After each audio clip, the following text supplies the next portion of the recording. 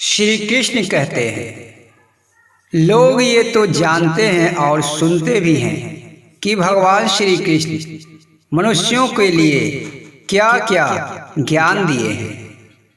लोग गीता रामायण पढ़ते हैं, भगवान की बातों को, भगवान की कथाओं को सुनते हैं।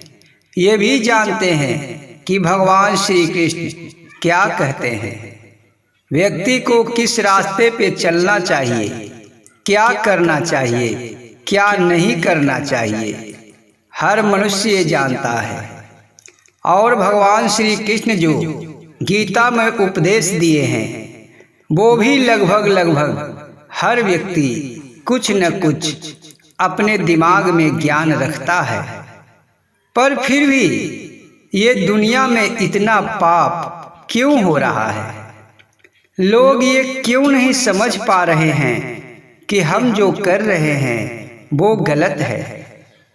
जो श्री कृष्ण कहे हैं, लोग श्री कृष्ण की उन बातों को तो जरूर सुनता है, पर बस सुनने के बाद उसे भुला देता है और जीवन में जैसे उसे मन करता है वैसे जीता है। जो जी करता है वही करता है, चाहे वो कार्य अच्छा हो या बुरा। श्री कृष्ण की कही बातों को लोग सुनने के बाद भी क्यों नहीं अपने जीवन में उतार पाते? आप भी भगवान श्री कृष्ण की बातों को सुनते होंगे, रामायण और गीता पढ़ते होंगे, सत्संग में या फिर तीर्थ स्थलों पे जाकर भगवान की कथाओं को सुनते होंगे। मोबाइल या टीवी पर भी लोग आजकल बहुत सारे प्रवचन या भगवान की ज्ञान भरी बातें सुनते हैं, पर लोगों में ये ज्ञान क्यों नहीं हो रहा? क्यों लोग पाप के रास्तों पे ही चल रहा है? लोगों के अंदर भक्ति क्यों नहीं जाग रही है? अगर आप ये वीडियो देख रहे हैं तो वीडियो के अंत तक अवश्य देखें।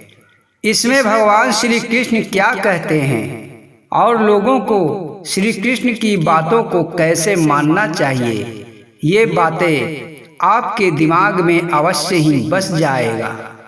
और अभी तक ये चैनल को आप सब्सक्राइब नहीं किए हैं तो सब्सक्राइब जरूर कर लें, क्योंकि ये चैनल पे आपको भक्ति से जुड़ी कई ज्ञानवर्धक बातें आपके पास पहुंचता रहेगा। इसलिए चैनल को सब्सक्राइब कर लें और अच्छा लगे तो अपने साथी और मित्रों के पास इसे शेयर भी अवश्य करें। चलिए श्री कृष्ण की कुछ बातों को जानते हैं कि भगवान श्री कृष्ण हम मनुष्यों के लिए क्या ज्ञान दिए हैं। श्री कृष्ण कहते हैं, लोग कलयुग में घोर पाप का भागीदार बन जाते हैं, क्योंकि लोगों को ये समझ नहीं होता कि मैं क्या कर रहा हूँ।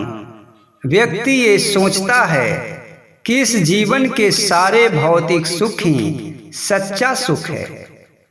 आजकल जो व्यक्ति रामायण और गीता का पाठ करता है, भगवान के भजन कीर्तन करता है, उसके मन में भी ये दुनिया की भौतिक सुख बसा रहता है। लोग ये जाल से निकल ही नहीं पाते और वो जरा सा सत्संग और गीता पढ़कर, भगवान की कथाओं को सुनकर ये समझने लगते हैं कि मैं तो ईश्वर के करीब हो गया हूँ, मैं तो बहुत अच्छे रास्ते पे चल रहा हूँ, मेरा तो कल्याण अवश्य होगा। पर वो जरा अपने जीवन के किए करावे पे ध्यान दे कि मैं क्या करता हूँ, किसके साथ कैसा व्यवहार करता हूँ, मेरे जीने का तरीका कैसा है। अगर ऐसा लोग सोचने लगे और अपने आप को पहचानने लगे, तभी भक्ति करने का सही लाभ होता है, तभी सत्संग सुनने का सही लाभ होता है। जब तक भगवान की कथाओं को सुनकर लोग अपने जीवन में वो आचरण को नहीं उतारता, तब तक क्या लाभ कि जीवन में सत्संग सुनते हैं और उससे कोई भी लाभ व्यक्ति को नहीं हो पाता। श्री कृष्ण कहते हैं, समय तो हमेशा चलता रहता है, इसका गति कभी न रुका है न रुकेगा, क्योंकि समय तो गतिशील है। हर कोई के लिए ये समय हमेशा बदलता रहता है। जो कल था आज नहीं है, जो आज है वो कल नहीं रहेगा।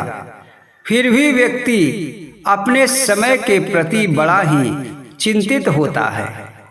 किसी को अगर जीवन में समस्याएं आ गई है तो उसे लगता है कि ये समस्या तो मेरे जीवन भर मुझे सताएगा। मैं दुख में हूँ तो दुख में ही मेरा जीवन कटेगा। पर ये समय हमेशा जो बदलने वाला है, न जाने कब जिसके जीवन में दुख है उसके जीवन में सुख आ जाए, और जिसके जीवन में सुख है न जाने कब दुख का आगमन हो जाए। इसलिए व्यक्ति को ये हमेशा सोचना चाहिए, ये समझना चाहिए कि ये जो समय चल रहा है इसका कोई गारंटी नहीं कि कब बदल जाए। समय का चक्र कभी रुकता नहीं, चाहे वो चक्र सुख का हो या दुख का हो, वो तो बदलना निश्चित है। जब समय बदलता है तो व्यक्ति का सारा रूप रंग ही बदल जाता है। इसलिए अगर कोई दुख में है या फिर कोई सुख में है तो ये गलतफहमी बिल्कुल मन में नहीं रखना चाहिए कि ऐसा समय ही हमेशा बना रहेगा। श्री कृष्ण कहते हैं, किसी चीज को खोने का शौक न करो, क्योंकि यहाँ जो पाता है लोग वो अवश्य ही एक न एक दिन खो जाता है। जरा सोचो, तुम यहाँ क्या लेकर आए थे? तुम तो जो पाया सब यही पाया है। ये शरीर, ये धन, ये रिश्तेदार, ये जायदाद जो भी तेरे पास है सब तो यही मिला है।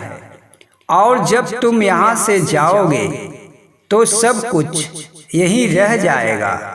यहाँ तक कि ये तेरा सुंदर काया भी यही रह जाएगा। तो जरा बताओ, तुम शोक किसका करते हो? जो रिश्तेदार है वो भी तेरे पिछले जन्म में कोई नहीं था, और जब यहाँ से तुम चले जाओगे उसके बाद भी ये लोग तेरा कोई नहीं रहेगा। तो फिर किस चीज का खोने का शौक करते हो? जो मूर्ख होता है वही व्यक्ति दुख में डूबा रहता है, क्योंकि जो तेरे पास है वो तेरा नहीं है। ये तो कल किसी और का था और फिर कल किसी और का हो जाएगा।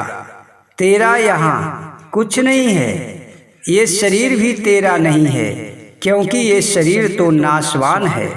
ये शरीर को छोड़कर तुम्हें यहाँ से जाना है। ना कुछ तुम लेकर यहाँ आए हो और ना ही कुछ लेकर यहाँ से जाओगे। इसलिए ना शोक करो, ना लोभ करो, ना मोह करो। बस अपना कर्म करते जाओ और परमात्मा के पास चले आओ। श्री कृष्ण कहते हैं कि मैं सब में व्याप्त हूँ, मुझे खोजने की आवश्यकता नहीं है। अगर तुम मुझे पाना चाहते हो तो बस एक सरल मार्ग है। तुम जिस घर में रहते हो उस घर में कई लोग रहते हैं।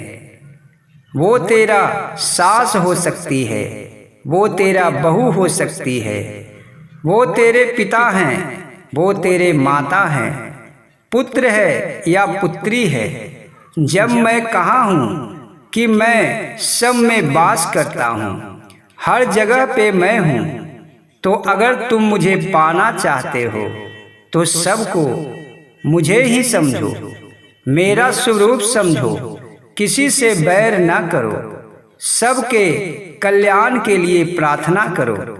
मन में ऐसा विचार रखो कि सबका भला हो, और जो तुमसे हो सकता है वो भला उसे अवश्य करो।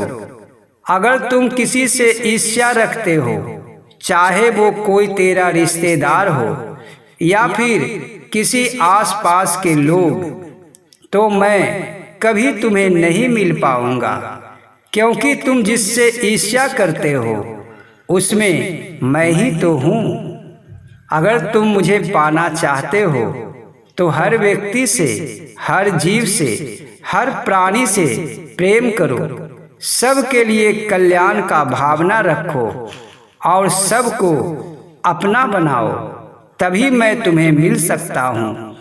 क्योंकि जब मैं जिसमें निवास करता हूँ, अगर तुम उसका अवहेलना करोगे तो तेरा ये सत्संग सुनना, गीता रामायण पढ़ना और पुजारी बनना कोई लाभ नहीं देगा, और मैं भी तुमसे दूर चला जाऊंगा।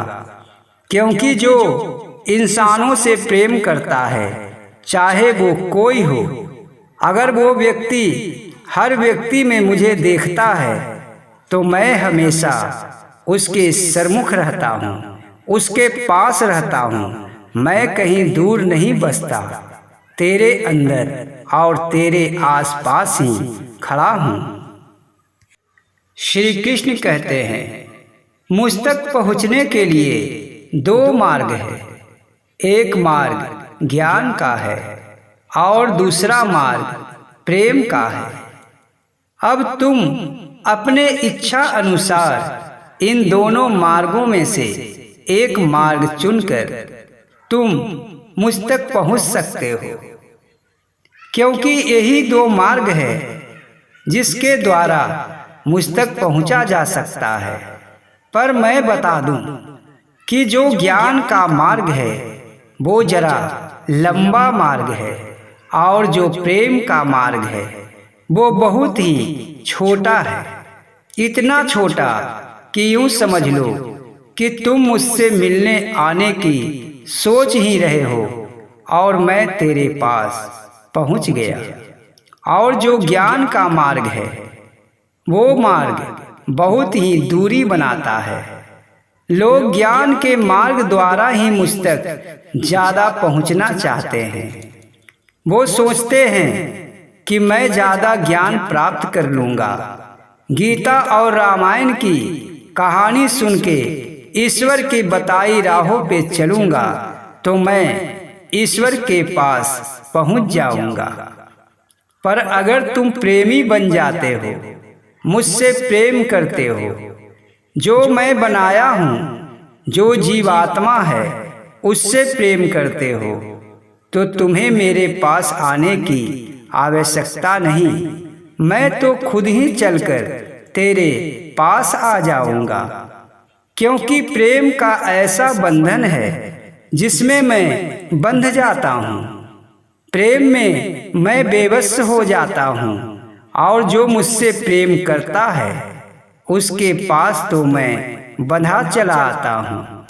इसलिए ज्यादा ज्ञान के चक्कर में मत पड़ो। ज्यादा ज्ञान लेने की आवश्यकता नहीं है। किसी से ज्यादा गीता, ज्यादा रामायण, ज्यादा सत्संग सुनने की भी आवश्यकता नहीं है।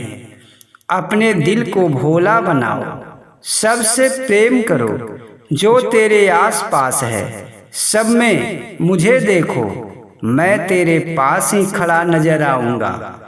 क्योंकि जो प्रेमी होता है उसके बस में ही भगवान होते हैं। पूजा पाठ करने से ईश्वर तो मिलते हैं, ईश्वर प्रसन्न होते हैं, पर अगर जिसके पूजा में, जिसके भक्ति में प्रेम हो, जो ईश्वर से प्रेम करता हो, जो हर व्यक्ति से प्रेम करता हो, उसके हृदय में जरा सा भी कठोरता नहीं है, उसके पास ईश्वर सदैव खड़े रहते हैं। श्री कृष्ण कहते हैं, अगर तुम मुझे पाना चाहते हो तो बस प्रेमी बन जाओ, मैं तेरे पास चला आऊंगा। तो ये थे श्री कृष्ण की कुछ बताई बातें। अगर आपको वीडियो अच्छा लगा है तो वीडियो को लाइक करें, शेयर करें और चैनल को अभी तक सब्सक्राइब नहीं किए हैं तो सब्सक्राइब अवश्य कर लें। जय श्री कृष्ण।